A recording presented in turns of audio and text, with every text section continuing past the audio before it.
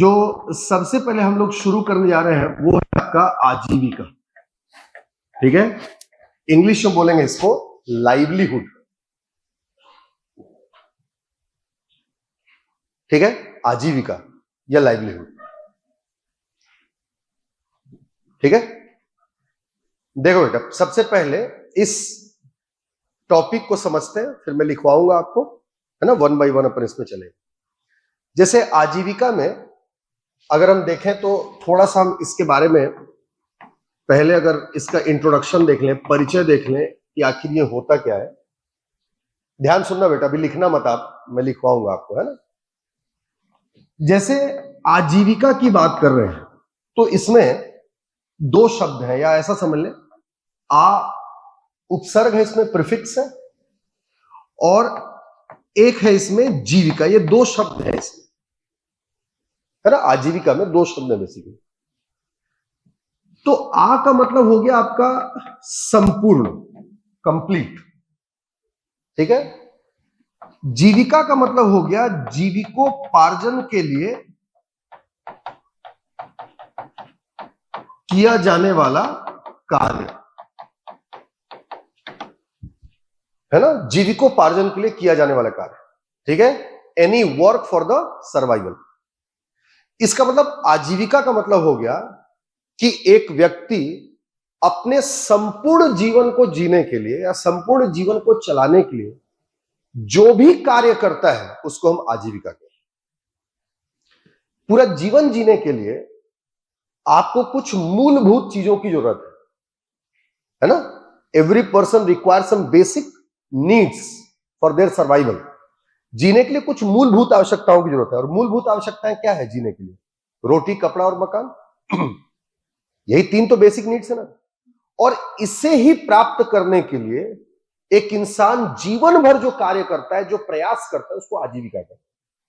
In short, आप अपने जीवन भर रोटी, कपड़ा और मकान को जुटाने के लिए कोई ना कोई रोजगार करेंगे, तो वो रोजगार क्या है? आपका आजीविका है। इसलिए शॉर्ट में आजीविका का मतलब हम रोजगार लगा देते हैं। समझ रहे? शॉर्ट में हम आजीविका का मतलब किससे समझ लेते हैं? रोजगार से। ठीक, लेकिन एक्चुअली आजीविका क्या है? तो आजीविका एक व्यक्ति अपने संपूर्ण जीवन को चलाने के लिए या संपूर्ण जीवन के लिए आवश्यक मूलभूत सुविधाओं को जुटाने के लिए जो भी कार्य करता है वो आजीविका है। मेरी बात समझे? समझ मेरी बात को? अब देखो बेटा, भारत सरकार के द्वारा 31 जनवरी को 2025 में आर्थिक सर्वेक्षण प्रस्तुत किया गया। यह आर्थिक सर्वेक्षण यह कहता है कि भारत की 65% आबादी, 65% of population involve in agriculture. Bharat की 65% आबादी जो है वो कृषि में संलग्न है, मतलब कृषि पर निर्भर है। और एग्जैक्टली 46.1, कितना बोला मैंने? 46.1, 46.1% जो कार्यबल है, वर्कफोर्स है, उसको कृषि द्वारा रोजगार उपलब्ध करवाया जा रहा है। मेरी बात समझ रहे हैं बेटा?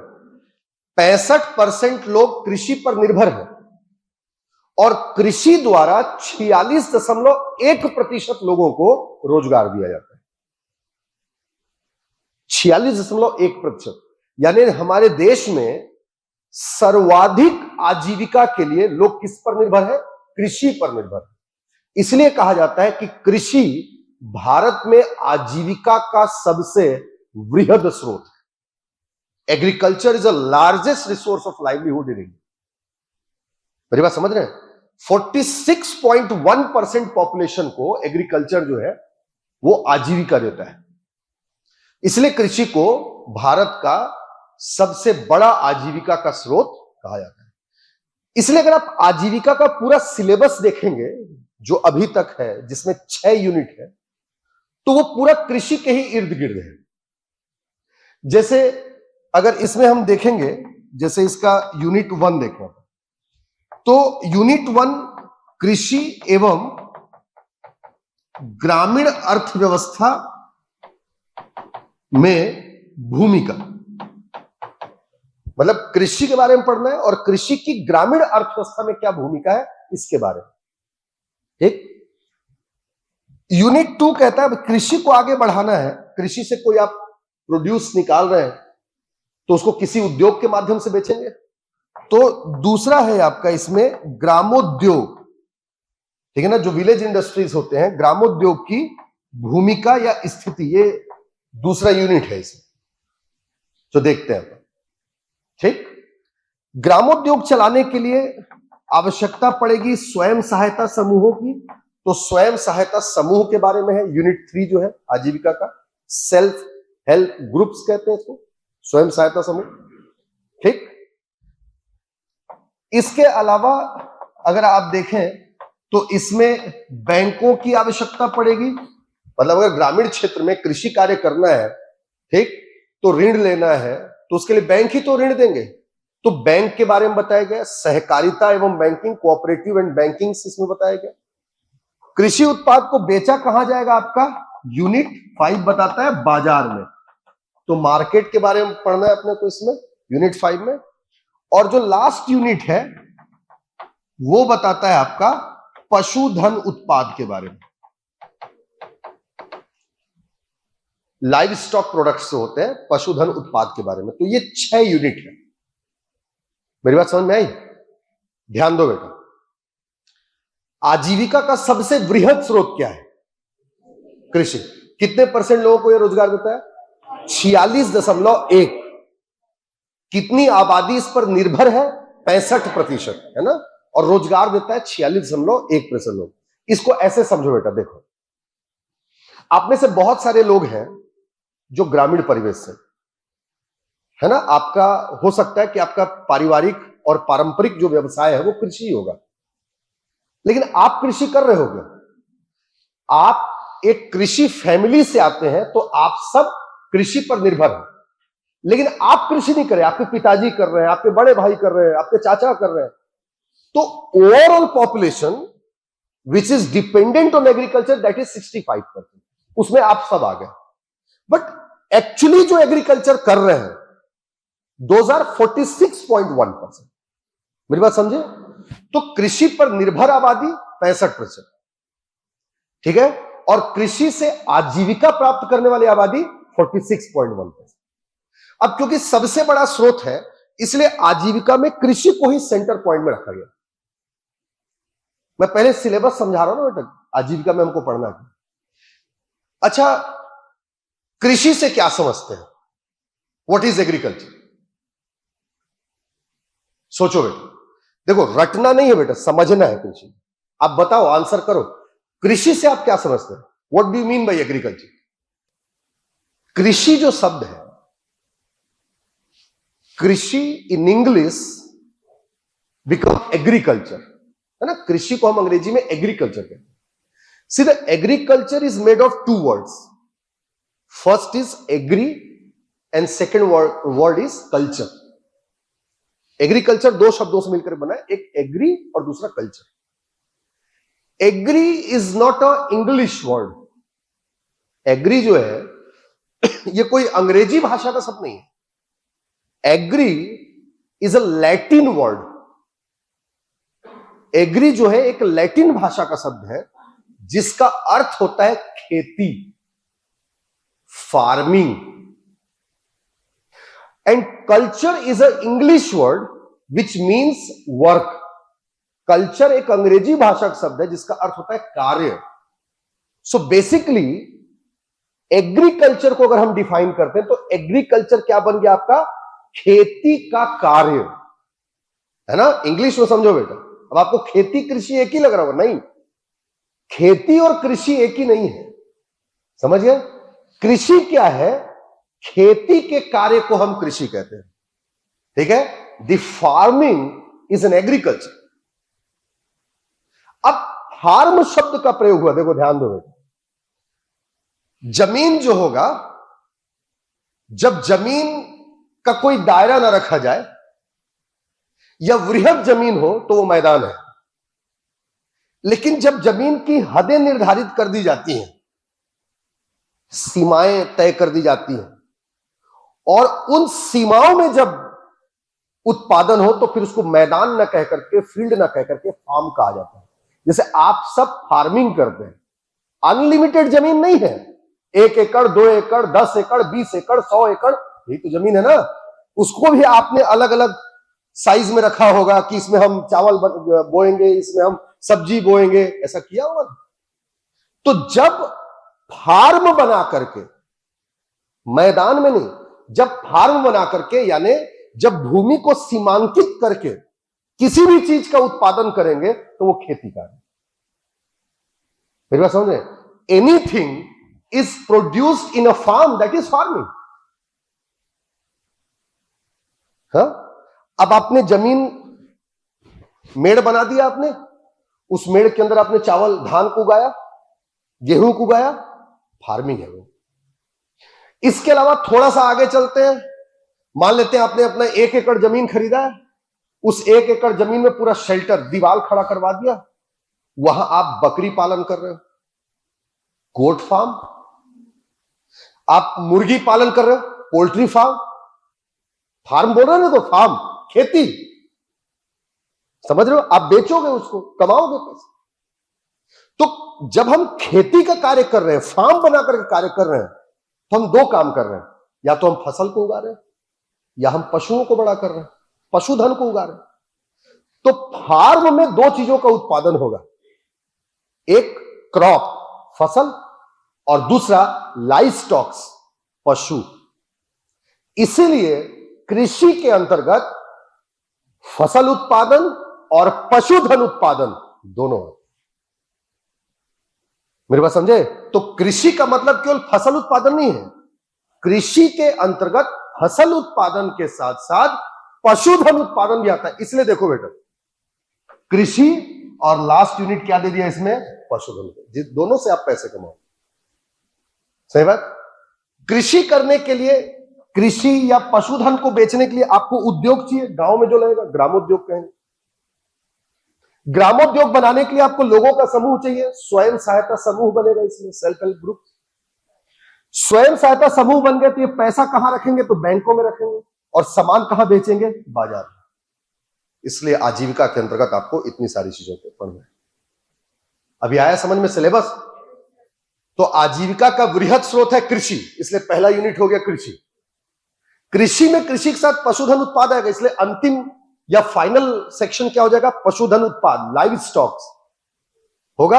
अब बीच में देखो बेटा, कृषि और पशुधन के लिए ग्रामोद्योग चाहिए, विलेज इंडस्ट्रीज। ग्रामोद्योग कौन बनाएंगे, लोग आपस में मिलकर बनाएंगे, स्वयं सहायता समूह, सेल्फ हेल्प ग्रुप्स। अब जब ये स्वयं सहायता समूह बन गए, पैसा कहां रखेंगे, बैंक में, और व्यापार कहां करेंगे, बाजार में। तो बैंक और बाजार, ये आपका। चले अब इसमें सबसे पहले अपन यूनिट 1 स्टार्ट करते हैं।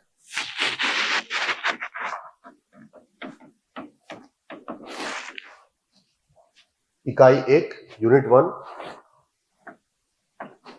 कृषि एवं ग्रामीण अर्थव्यवस्था में इसकी भूमिका।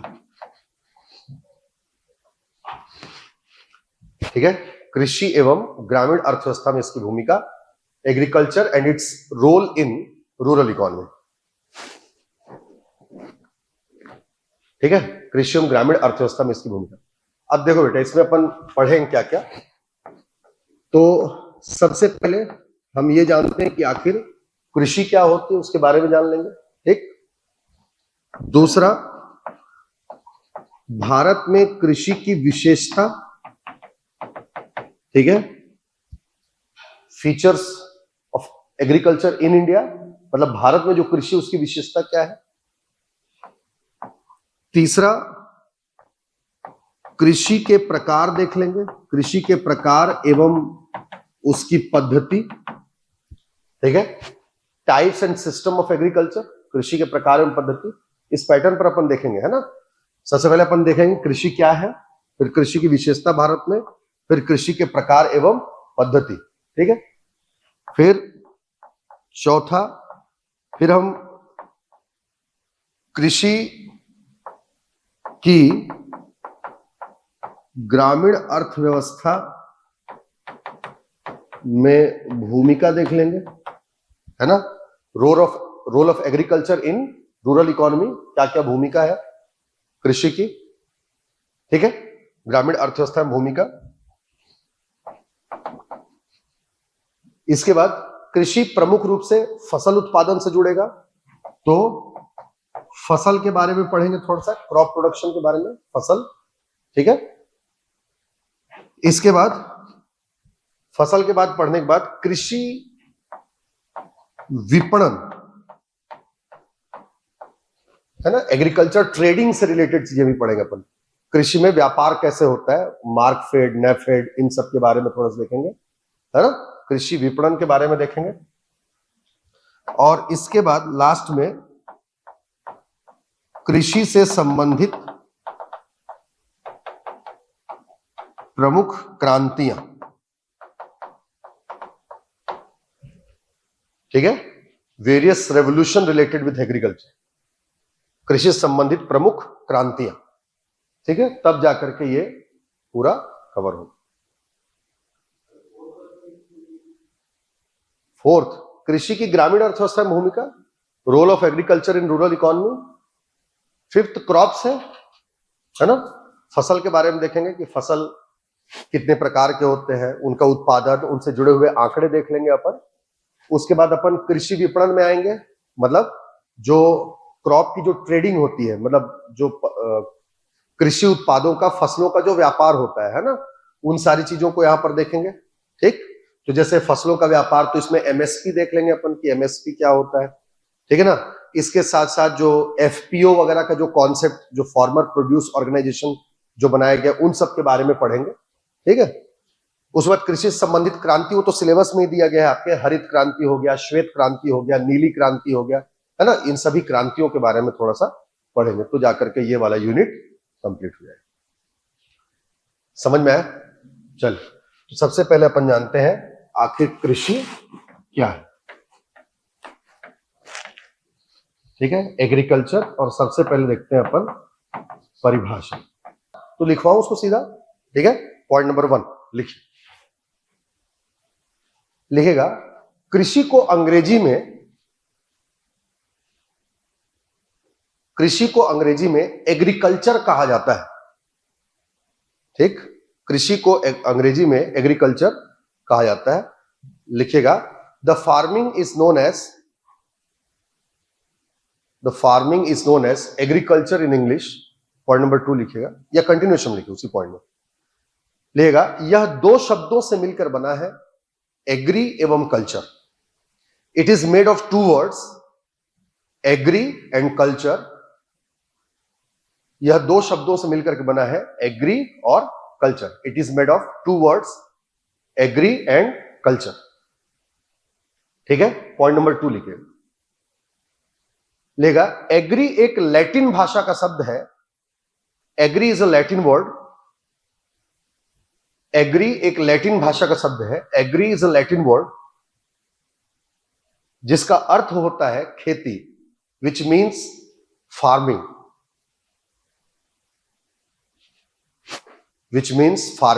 जिसका अर्थ होता है खेती। कंटिन्यूएशन लिखेगा, जबकि कल्चर एक अंग्रेजी भाषा का शब्द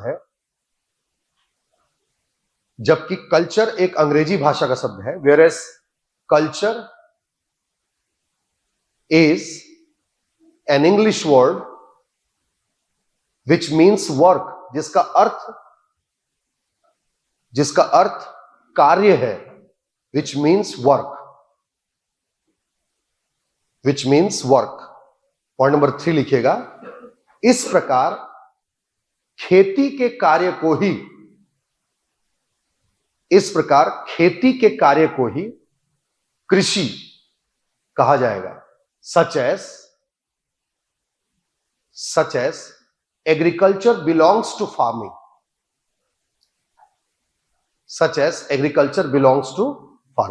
ठीक। पॉइंट नंबर नेक्स्ट लिखिएगा, अतः वे सभी उत्पादन जो फार्म बनाकर जो फार्म बनाकर, ब्रैकेट में खेत बनाकर, है ना, खेत मतलब जिसकी सीमाएं तय होती है, ठीक है, जो फार्म बनाकर किए जाए कृषि के अंतर्गत शामिल होंगी। such as all the works of production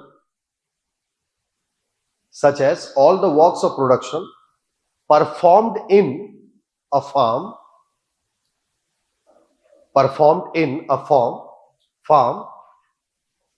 known as agriculture। Point number next लिखेगा। अतः कृषि में, ये पूछा गया क्वेश्चन है बेटा 2017 में, जो लिखवा रहा हूं अभी, है ना, तो थोड़ा हाईलाइट करके लिखना। अतः कृषि में निम्नलिखित कार्य शामिल होते हैं, such as agriculture belongs to following works. अतः कृषि में निम्नलिखित कार्य शामिल होते हैं, such as agriculture belongs to the following works. ए, अब लिखते चलना बेटा, है ना। क्वेश्चन 2017 में पूछा गया है निम्नलिखित में से कृषि में क्या शामिल नहीं है, यह क्वेश्चन पूछा गया है, ठीक है ना। लिखिए। ए, फसल उत्पादन, क्रॉप प्रोडक्शन, फसल उत्पादन, क्रॉप प्रोडक्शन। बी, मत्स्यन, फिशरीज,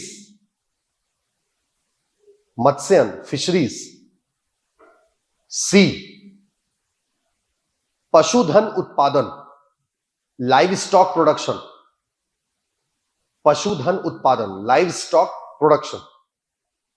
ठीक। डी, वानिकी, फॉरेस्ट्री, फॉरेस्ट्री, ठीक है। पैरा ब्रेक करके किसी दूसरे कलर से लिखना बेटा इसको, अगर रखे होगे तो, या हाईलाइट कर लेना लिखेगा। देखिए, ध्यान रहे कि खनन एवं उत्खनन कृषि में शामिल नहीं है। देखा, it is needs to be remembered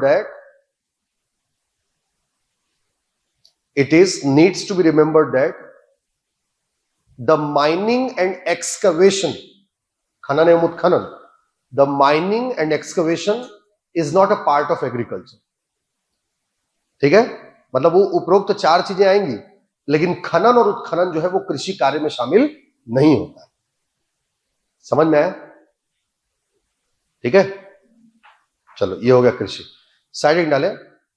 भारतीय कृषि के संदर्भ में विद्वानों की राय, opinion of scholars on agriculture in India. मतलब भारत में कृषि को लेकर के क्या क्या राय है, क्या वक्तव्य बताए गए हैं। तो तीन महापुरुषों के बारे में याद रखना बेटा, ये पूछता है। एक आपका सबसे पहले तो महात्मा गांधी जी की राय क्या थी, आप ऐसे साइड हैंड डाल करके लिखना है ना। एक महात्मा गांधी जी की राय, दूसरा आपका पंडित जवाहरलाल नेहरू जी की राय, ठीक है, और तीसरा एमएस स्वामीनाथन। तीन लोगों की, ठीक है। महात्मा गांधी जी की राय क्या थी भारतीय कृषि के ऊपर, नेहरू जी की राय और एमएस स्वामीनाथन की राय, ठीक है ना। तो देखो, महात्मा गांधी जी ने कृषि को भारत की आत्मा कहा है, ठीक है। The soul of India is agriculture, ठीक। पंडित जवाहरलाल नेहरू जी ने यह कहा कि सब कुछ इंतजार कर सकता है लेकिन कृषि नहीं। Anything else can wait, not agriculture. मतलब कृषि के महत्व को बताया कि सरकार को अगर कुछ करना है तो सबसे पहले कृषि के लिए करे, क्योंकि सब कुछ इंतजार कर सकती है, कृषि नहीं, क्योंकि सर्वाधिक आबादी कृषि पर निर्भर है। मेरी बात समझे। और तीसरा एमएस स्वामीनाथन के बारे में जानते हैं, भारत में हरित क्रांति के जनक है, ठीक है। भारत में हरित क्रांति जो आई उसके जनक माना जाता है इनको, ठीक। और भारत में जब कृषि आयोग बना तो कृषि आयोग के पहले अध्यक्ष भी एमएस स्वामीनाथन, समझिए।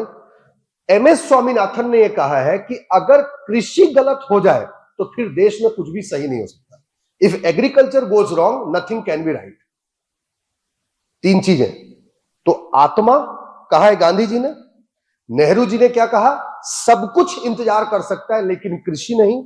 और तीसरा एमएस स्वामीनाथन ने कहा कि अगर कृषि गलत हो जाए तो फिर देश में कुछ भी सही नहीं हो सकता।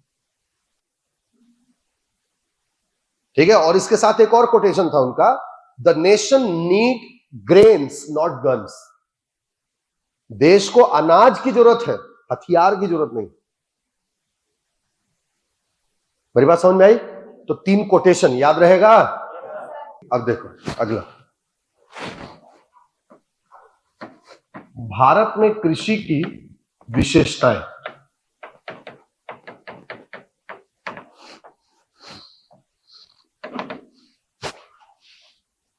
ठीक है, कृषि की विशेषताएं। ठीक है, features of agriculture in India. Bharat में कृषि की विशेषताएं। तो देखो सबसे पहली विशेषता क्या है, तो याद रखें कृषि भारत में आजीविका का सबसे वृहद स्रोत है। तो सबसे पहली बात, कृषि आजीविका का सबसे वृहद स्रोत है। Agriculture is a largest resource of livelihood in India. कैसे? It offers employment to 46.1% of total population. So it becomes the largest sector of economy to offer the employment, है ना। सबसे बड़ा अर्थव्यवस्था का क्षेत्र बन जाता है जो रोजगार देता है। ठीक है, इसके साथ साथ दो डेटा और याद रखना है आपने को कि जीडीपी में इसका कंट्रीब्यूशन 16% है और ग्रोथ रेट 3.8%। ठीक है ना, कृषि का जीडीपी में योगदान 16%, ठीक, और विकास दर ग्रोथ रेट 3.8%। क्लियर हुआ? चलो दूसरी विशेषता देखिएगा, भारत में कृषि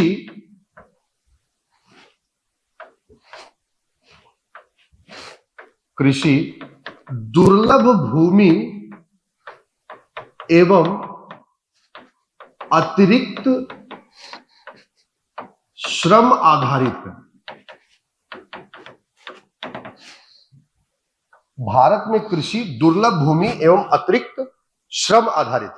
the agriculture in India belongs to scarce land, SCARCE, scarce land and additional labour. इसका मतलब यह है कि जो कृषि जोत है ना वो घट रहा है। दुर्लभ भूमि मतलब समझ रहे हो, जमीनें कम मिल रही हैं कृषि करने के लिए, दुर्लभ भूमि करने, स्कार्स लैंड। जैसे मान लो कि आपके घर में दादाजी के पास 10 एकड़ था, दादाजी के दो बेटे हो गए, 5-5 एकड़ बट गया आपके पापा और चाचा में। ठीक, अब पापा और चाचा के बच्चे हो गए, दो तो मिनिमम है ही, तो मान लो वो 5-5 एकड़ 2.5 एकड़ हो गया, और आप कैसे पीछे रहोगे, फिर आपने आगे बढ़ करके थोड़ा सा और, जैसे जैसे जनसंख्या बढ़ेगा जोत तो घटेगा ना, इसी को दुर्लभ भूमि बोलते हैं, जमीन का आकार घटते जाना। और अतिरिक्त श्रम, देखो भाई आपके पास टोटल खेतीहर भूमि मान लो अगर इकट्ठा कर रहे हैं 10 एकड़ जमीन है, एक आदमी भी खेती कर सकता है, पूरा परिवार लगा हुआ है। एडिशनल लेबर, इसी को अर्थव्यवस्था की भाषा में प्रच्छन्न बेरोजगारी कहते हैं। Hidden employment, hidden unemployment, sorry, प्रच्छन्न बेरोजगारी, छिपी हुई बेरोजगारी कहते हैं ना, आवश्यकता से अधिक लोगों का लगा होना। तो यह विशेषता है कि भारत की कृषि दुर्लभ भूमि एवं अतिरिक्त श्रम पर आधारित, याद रहेगा, based on scarce land and additional labour. समझ में? तो कैसे इसको जस्टिफाई, कुछ आंकड़े बेटा देखिए। देखिए भारत में अगर हम देखेंगे कुल भूमि, टोटल लैंड अगर हम देखें तो 328.7 मिलियन हेक्टेयर। इसके संदर्भ में, इसके सपोर्ट में कुछ आंकड़े याद करना है। ठीक है, पहला point, the total land available in India is 328.7 million hectare. Bharat में कुल भूमि है 328.7 मिलियन हेक्टेयर। समझ आए? अच्छा देखो बेटा, अपन पढ़ते हैं ज्योग्राफी में कि भारत का कुल क्षेत्रफल कितना है, तो 32, 87, 263 पढ़ते हैं। इसी को मिलियन हेक्टेयर में देखो 32, 87 हो रहा था, दशमलव आ गया। So total land in India is 328.7 million hectare. आप मेरे जैसा एमएच मत लिखना, पूरा लिखना मिलियन हेक्टेयर, ठीक है। लेकिन कृषि भूमि याद रखें 54.7%। भारत में जो कुल कृषि है, मतलब जो कुल भूमि है, उसके 54.7% भूमि पर कृषि होती है, ठीक है। 54.7%, क्लियर हुआ? 54.7% पर टोटल कृषि होती है। समझ गए ना? मतलब बाकी बचा भूमि कई प्रकार की होती है ना बेटा। एग्रीकल्चर लैंड होगा, फॉरेस्ट लैंड होगा, बैरन लैंड होता है, समझ रहे हो ना। तो एग्रीकल्चर लैंड 54.7%, मतलब 50-55% के आसपास एग्रीकल्चर लैंड। बचा हुआ आपका वन भूमि हो जाएगा, है ना। कुछ डेजर्ट हो जाएंगे, डेजर्ट लैंड हो जाएंगे, कुछ बैरन लैंड हो जाएंगे, परती भूमि जिसको बोलते हैं। परती और बंजर दो अलग अलग चीजें, समझते हो ना। परती भूमि बैरन लैंड, बंजर भूमि एरिड लैंड, एक आपका वन भूमि होगा, एक मरुस्थल हो जाएगा, डेजर्ट। सुने हो ना नाम तो। परती भूमि मतलब जो उपजाऊ है लेकिन आप उसमें खेती नहीं कर रहे, है ना।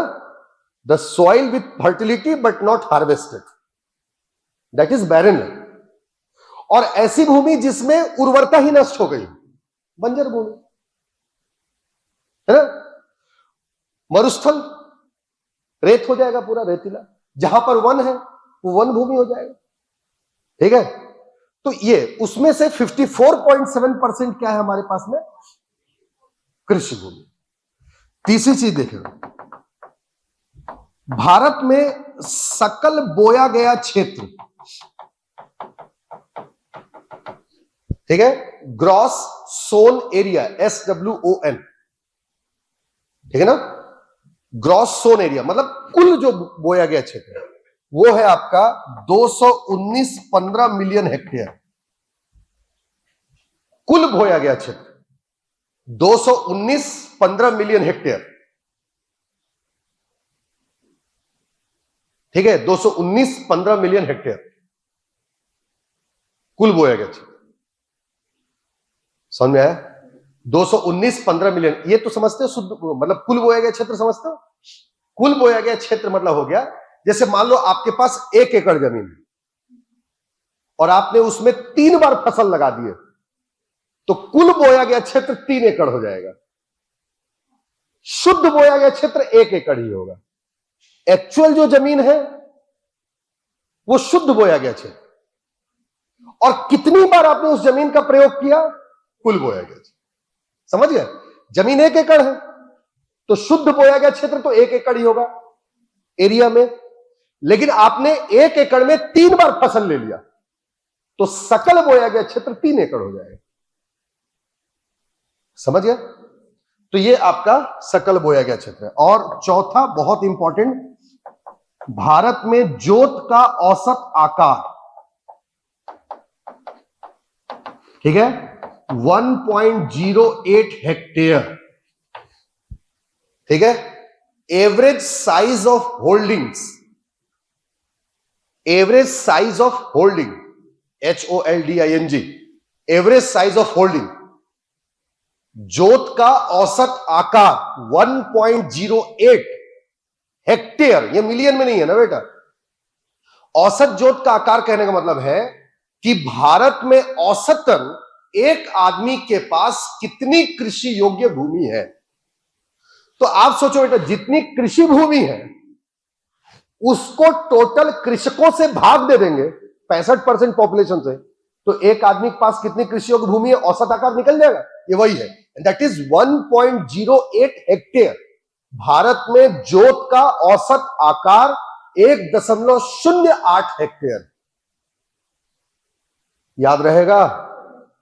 तो भारत की कृषि दुर्लभ भूमि एवं अतिरिक्त श्रम पर आधारित है। दुर्लभ भूमि कैसे भाई? 328.7 मिलियन हेक्टेयर कुल भूमि है, जिसमें केवल 54.7% पर ही खेती हो रही। सकल बोया गया क्षेत्र कितना है? 219.15 मिलियन हेक्टेयर है ना। 219.15 मिलियन हेक्टेयर आपका सकल बोया गया क्षेत्र है। और औसत आकार कितना है? 1.08। ये दो बहुत इंपॉर्टेंट आंकड़े हैं बेटा, ये दो। बाकी भूल भी जाओगे चलेगा, ये नहीं। ठीक है। Average size of holding is 1.08 hectare and the total land on agriculture is being done, that is 54.7%। मेरी बात समझ में आई? तो ये आपका भारत में कृषि दूसरी विशेषता। तीसरी देखिए, भारत में सीमांत एवं लघु कृषकों की बहुलता।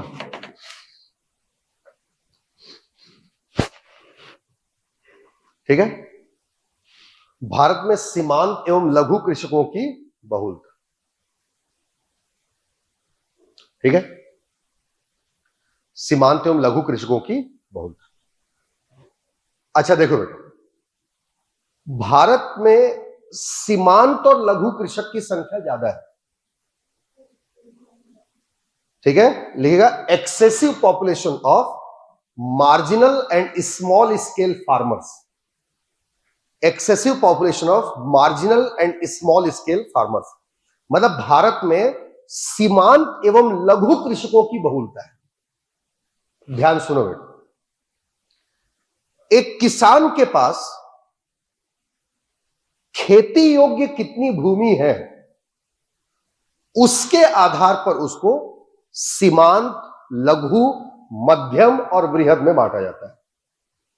कितनी उसके पास होल्डिंग्स है, कृषि योग्य भूमि है, उसके आधार पर उसको सीमांत, मार्जिनल, लघु, स्मॉल स्केल, मध्यम, medium and large scale farmers, बृहद कृषकों में बांटा जाता है।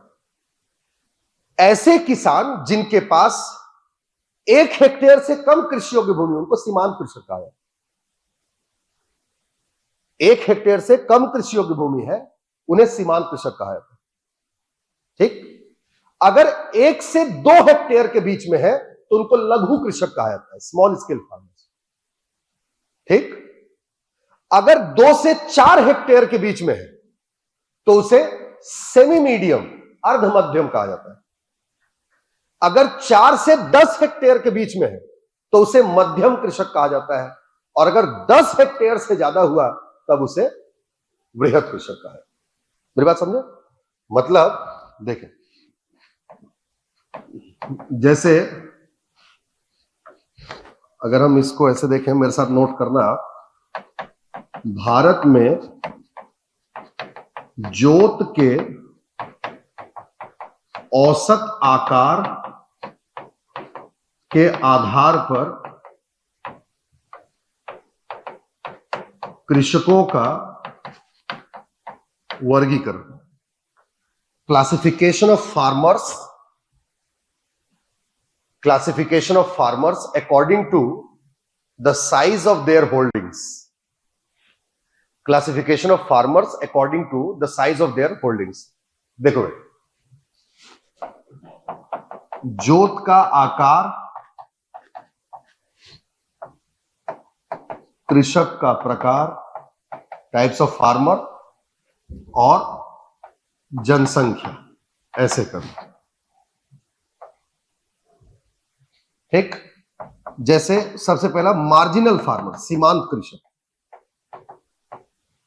तो ऐसे कृषक जिनके पास जोत का आकार 1 हेक्टेयर से कम है, वो सीमांत कृषक है। ठीक है। Marginal farmer less than 1 hectare. दूसरा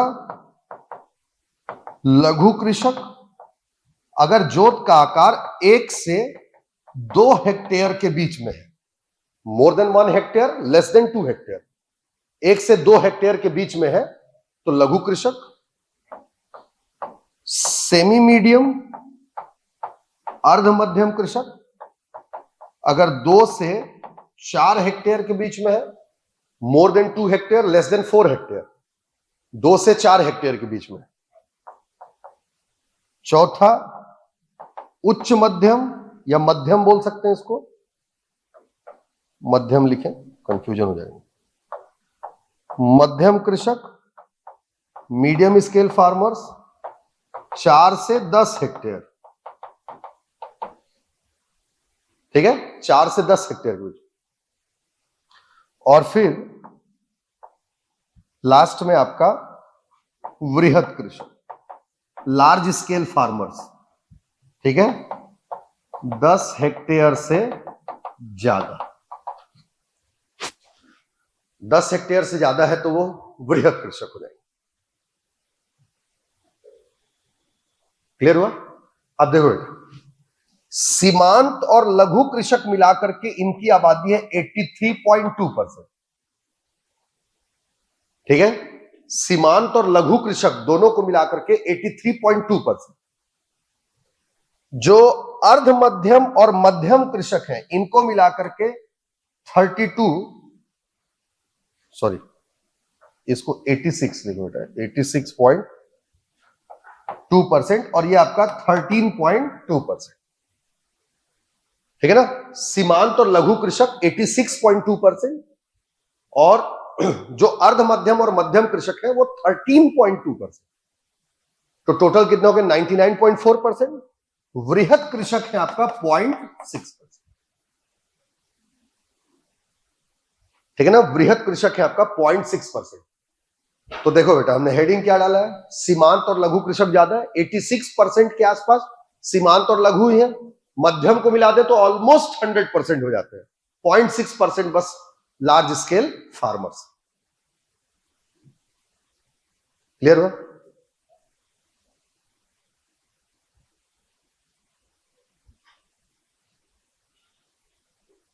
चौथी विशेषता लिखो,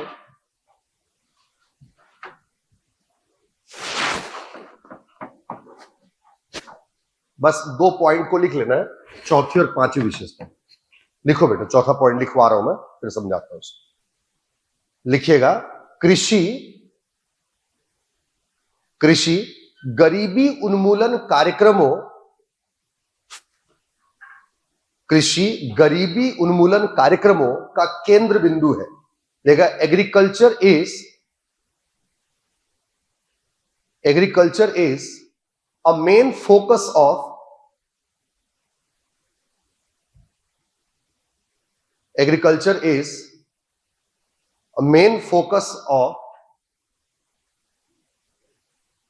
poverty alleviation programs, ठीक है, poverty alleviation programs। शुद्ध बोया गया क्षेत्र 141 है, 141 मिलियन हेक्टेयर। नहीं मत लिखो, ऑनलाइन में किसी ने पूछा बता दिया मैं, ठीक है। तो ये आपका मतलब ये लाइन समझे, सबसे बड़ा रोजगार कौन देता है? कृषि। तो गरीबी उन्मूलन करना है तो कृषि पर तो पहले फोकस करना पड़ेगा ना, उसी को लिखवा है, ठीक है। अच्छा देखो बेटा, कृषि में हम वस्तुओं का निर्यात करते हैं, बहुत सारे वस्तुओं का। तो जो एग्रीकल्चर प्रोडक्ट्स हैं जिसका हम सबसे ज्यादा निर्यात करते हैं वो 3 चीजें, जिन 3 चीजों को हम दबा करके खाते भी हैं, बेचते भी। सबसे ज्यादा क्या खाते हैं? चावल, फिर चाय, फिर चीनी। तो चाय, चावल और चीनी, ये 3 चीजों का सर्वाधिक निर्यात किया जाता है कृषि उत्पादों में। एग्रीकल्चर प्रोडक्ट में अगर आपसे पूछेगा कि सर्वाधिक निर्यात किसका, तो पहला चावल, दूसरा चीनी, तीसरा चाय, ठीक है। चावल, चीनी, चाय, ये क्रम है उसका। अब जब हम निर्यात करेंगे, दूसरे देश को बेचेंगे, तो दूसरा देश हमको विदेशी मुद्रा देगा, डॉलर। और विदेशी मुद्रा को हम कहां रख देंगे? अपने भंडार में। तो हमारा विदेशी मुद्रा भंडार बढ़ेगा ना। इसलिए कहा जाता है कृषि विदेशी मुद्रा के भंडार के वृद्धि में सहायक है। कैसे? क्योंकि कृषि उत्पाद प्रमुख रूप से चावल, चीनी और चाय, इनका सर्वाधिक निर्यात होता है। समझ गए? लिखो, 5 पॉइंट लिखवा रहा हूं, लिखें। चावल, चीनी व चाय, चावल, चीनी और चाय। और याद रखने के लिए बेटा फर्स्ट, सेकंड, थर्ड लिख देना ताकि आपको याद रहे, यही क्रम है ना। चावल, चीनी और चाय सर्वाधिक निर्यातित होने वाले कृषि उत्पाद हैं। लेगा द पैडी, चावल, धान, the paddy, sugar and T are the highly exported agri products, comma करके लिखेगा, इनके निर्यात से विदेशी मुद्रा भंडार में वृद्धि होती है। इनके निर्यात से विदेशी मुद्रा भंडार में वृद्धि होती है। It enhances the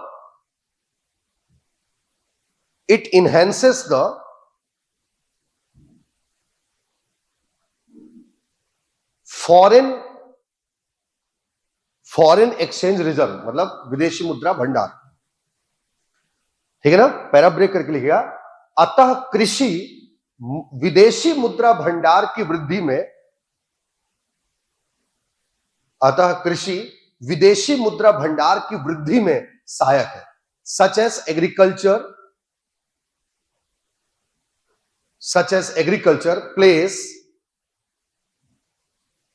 agriculture plays an important role to enhance the forex reserve। यह है कृषि की विशेषता। तो समझ में आया? ठीक है, तो आज के लिए इतना ही। इसके आगे कृषि के प्रकार में चलेंगे कल।